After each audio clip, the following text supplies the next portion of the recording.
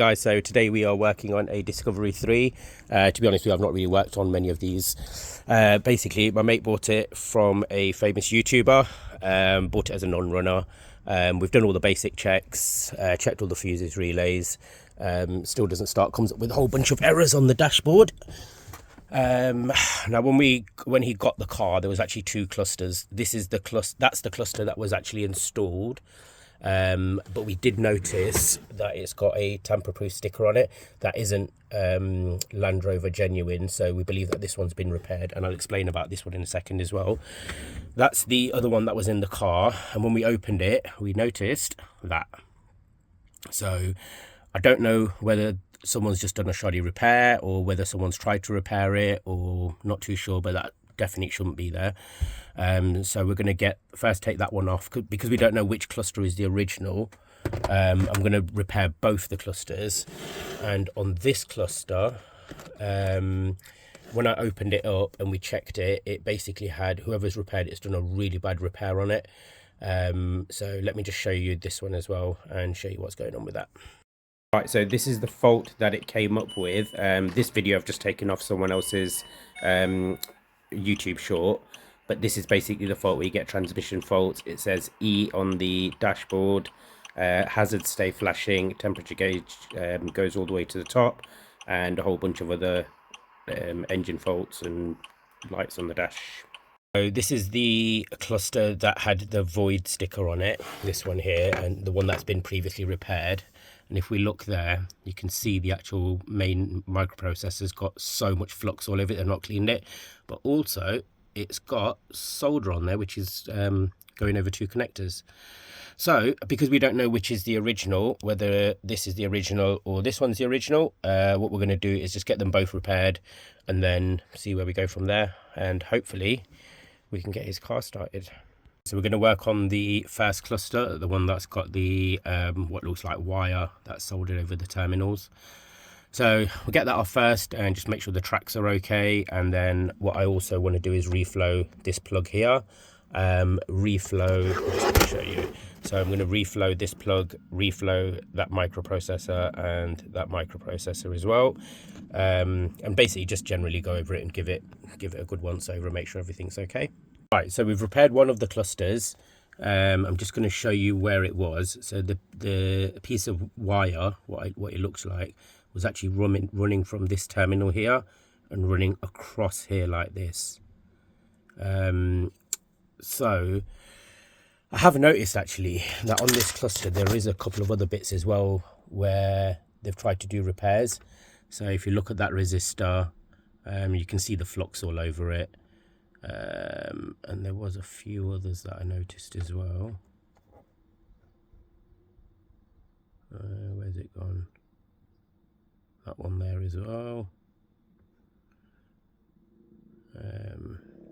So yeah, there were quite a few other bits that it looks like they've reflowed and tried to repair, not very successfully. But what we're going to do is I'm just going to go over the whole circuit board and just make sure everything's okay, and we'll go from there. I've noticed loads of these little solder blobs that someone's not done very well, to be honest. If you look there, you can see solder there.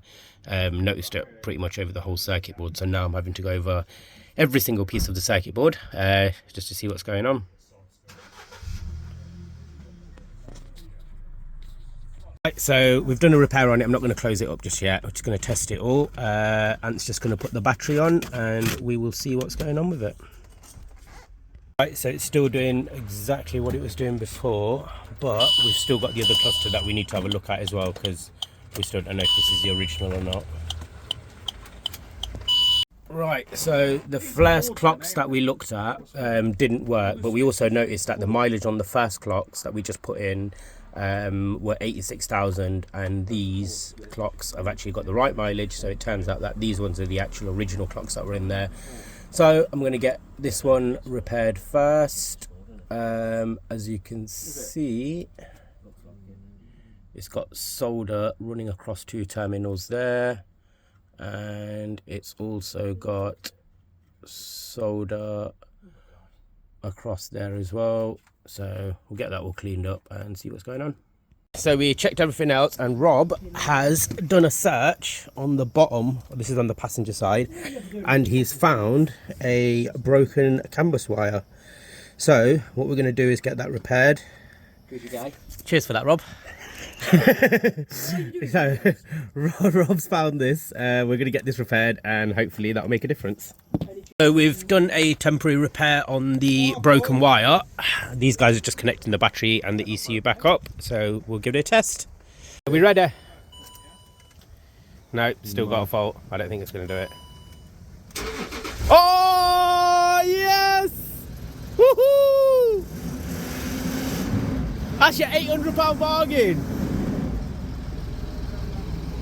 Oh, mate. There we go. Absolutely mint. So if anyone has issues with Discovery 3, this is a 2008, there is canvas wires just at the back. Whereabouts are the wires?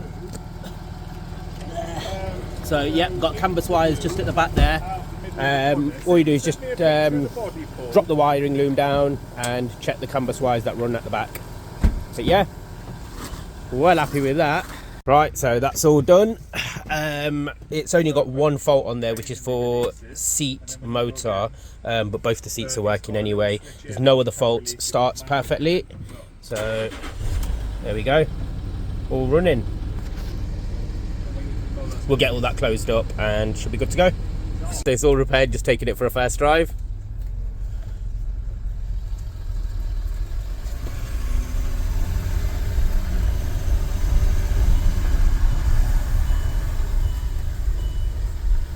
Them brakes haven't been used in a while.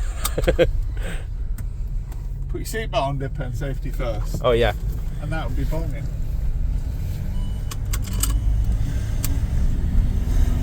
How's it feel? Wicked. Wow.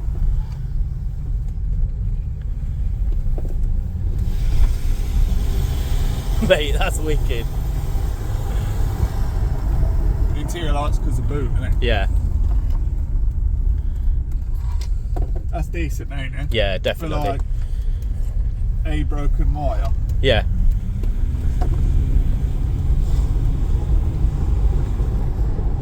I can tell it's changing gear. Quite nice that. I'm really surprised as well. 2008. Yeah. 150 odd K on it. No knocking noises, nothing. No, that's what I'm just trying to listen out for now. Is there a lock on it?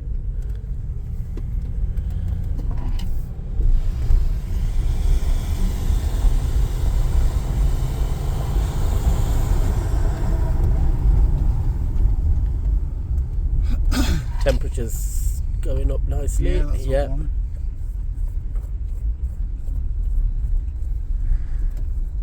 Don't tell you what gear it's in. I thought it would there. I thought it would do on the display. Yeah, I thought it would. And give you a gear indicator. Oh, but you're not in a manual mode, innit? Look. Does it go to manual there? No, it just says sport. Oh.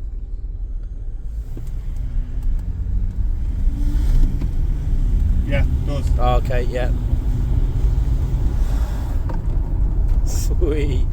That changed on its own, that. I bet it's manual.